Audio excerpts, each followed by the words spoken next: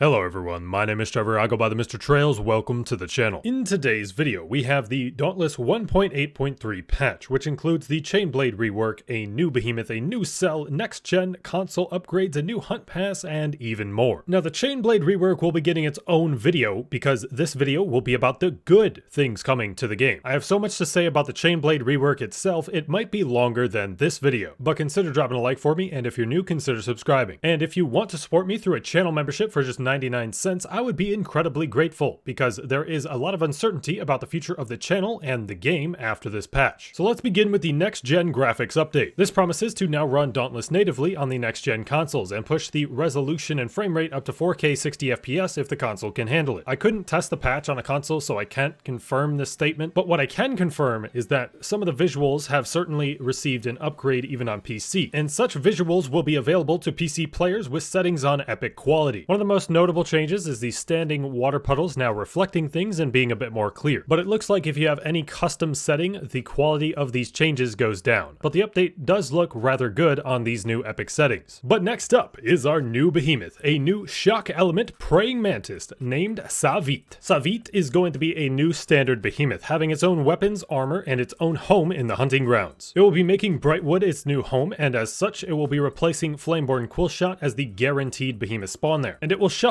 a few Behemoth's island positions, as well as Sahvyt will also be found on Cold Runner Key and Cape Fury. A few of Sahvyt's moves and mannerisms will remind you of a Torgadoro, as they use the same skeletal structure. The idle animations, walking, and forward punching is very Torgadoro-like, except it really likes to do the punch move if you're standing in front of it. It also does a backflip accompanied by some shock spires, a spin that kind of explodes, and some sideways swiping moves. When Aether charged or enraged, it'll start doing a few more ranged moves similar to the Karabac projectile attacks, but being shock attacks instead of Terra. The sounds this Behemoth makes is very interesting. Take a listen to it.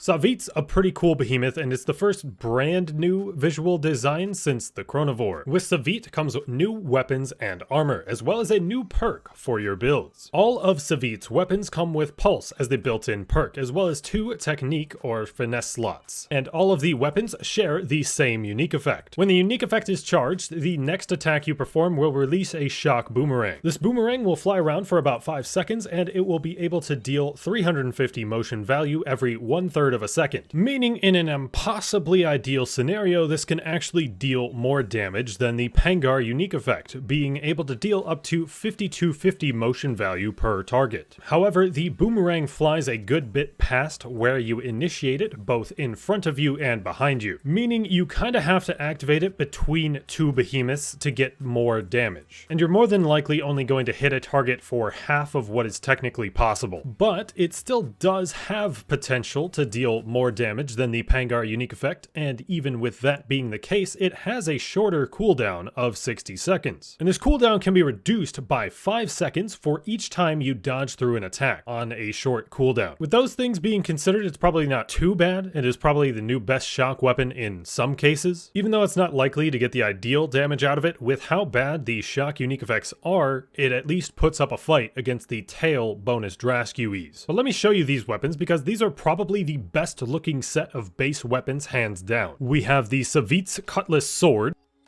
the Sahvyt's Cleaver Axe, the Sahvyt's Maul Hammer, the Sahvyt's Pincers Chainblades, the Sahvyt's Javelin Warpike, the Sahvyt's Avengers Repeaters, and the Sahvyt's Grappler's Strikers. These weapons look so good, it's hard to believe these aren't premium items. The armor set looks pretty decent as well. Here we have the Bladed Mask Helmet, the Bladed Jacket, the Bladed Gloves, and the Bladed Boots. The boots have Assassin's Frenzy and a Finesse cell slot. The gloves have Relentless and an Alacrity cell slot. The jacket has the new Tactician perk and an Alacrity slot, and the helmet has the new Tactician perk with an Insight slot. This might have you wondering, what the heck is Tactician? This is a new wounding-focused finesse cell. that after dodging through 3 attacks, every nearby Slayer will gain wound damage based on the amount of part damage they are dealing. It will be 25% of your part damage at +3 and 40% of your part damage at +6. The buff will last for 15 seconds. This would be pretty useful in Frost Escalation or against a particularly mobile behemoth in group trials,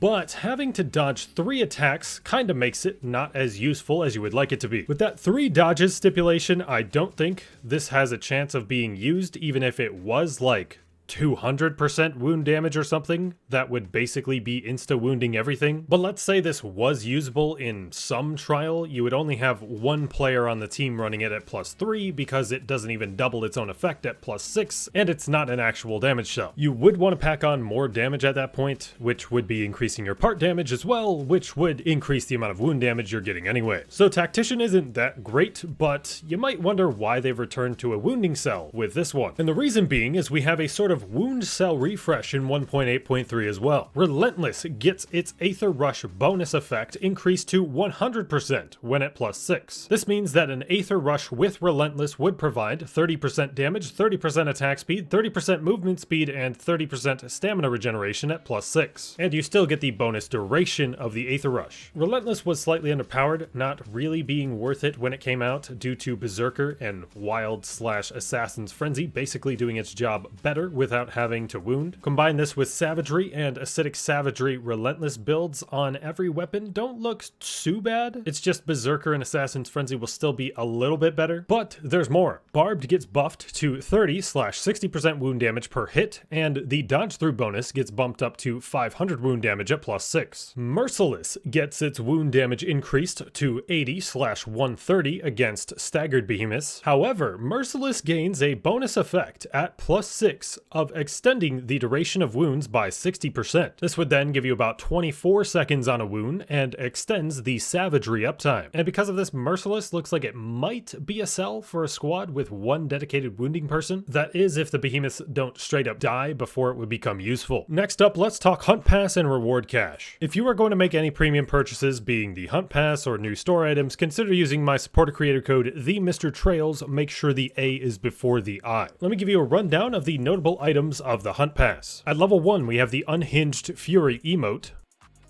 At level 5, we have the Krolocki Furnace Mask. At level 15, we have the Battle Scar Die.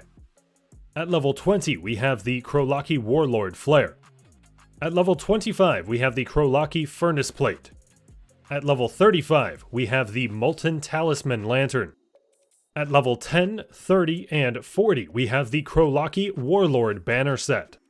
And at level 50, we have the Warlord set, including the Warlord Jaw Trap, Body Plate, Foot Wraps, and Hand Spikes. And we also have the Reward Cache items. Kicking us off, we have the Mystic Armor set, including the Mystic Horns, Trappings, Boots, and Guards.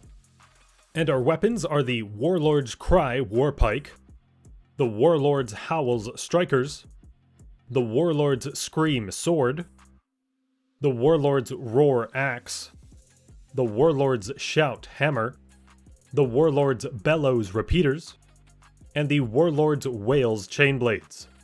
We also have the Mystic Glider, the Mysticism Die, and the Friend of Krolok title. And the Cold Front Hunt Pass will be returning in the Vault section. And in the Platinum store, we have a couple new additions, including the Conductive Glider, the Superconductor Warpike, the Flux Stone Lantern, and there will be a Platinum pack for the Overseer Task Blades Chainblades. And the other pretty big news in this patch is some additions made to Boreal Outpost and Cold Runner Key. You'll now be able to find Linnea Silver on these islands, with a bit of a small town being featured on them. You'll be able to get a quest from Linnea to build defenses for the town or gather wood from Aether-soaked trees, which you will actually cut down the trees for. And as far as I can tell, you can actually infinitely do this quest for rams and merits. And this should be the fastest way to farm combat merits post-patch. And speaking of combat merits, as explained in a previous video, exploration and combat merits are now going to be combined, as well as ace chips are no longer in the game, and all of their functions have been replaced by the Aether Dust. There are a lot more quality of life tweaks in this patch, but if I explained them all, then I wouldn't have time to make the Chainblade rework video. But everything I've mentioned in this video is completely amazing, and this would be one of the better patches I can remember. However, there is one major shit stain on this patch, and that is the Chainblade rework. And there is so much I have to say about that, it's in a separate video. But if you enjoyed the breakdown of these good changes, consider dropping a like for me and consider subscribing if you are new. And if you want an ad-free viewing option on videos like this, your name in the video credits, and to support me as a creator, use the join button to become a channel member today for just 99 cents. But I have been Trevor, I go by TheMrTrails, and I will catch you guys next time.